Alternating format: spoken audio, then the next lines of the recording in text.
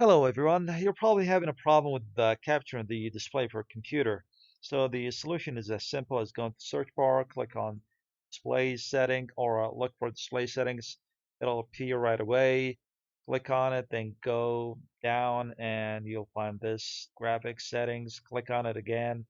You need to keep this on the classic app. You'll have either universal or classic app. Keep it on the classic app, then browse, and what you need to look for is the OBS 64. So you need to go to the uh, Windows or your C drive and then double click on Program Files, and then look for the OBS Studio, double click on it, then double click on Bin, double click on 64-bit, depends on what kind of computer you have, if it's 64 or 32-bit, and then double click on this. I already have it, so I'm not going to have to do that again.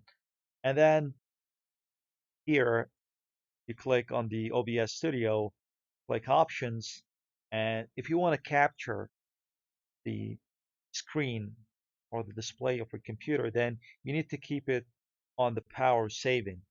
If you want to capture your gaming, you need to keep it on the high performance.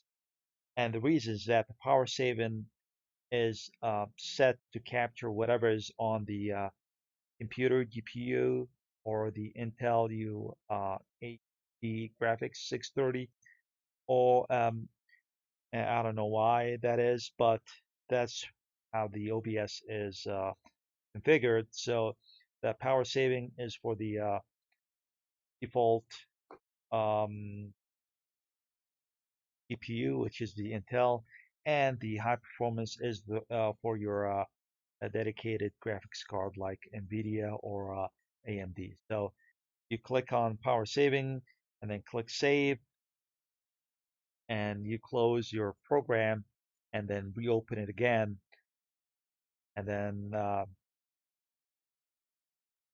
the problem is solved. See, works like a charm. Thank you guys. Please subscribe to the channel. Have a good day.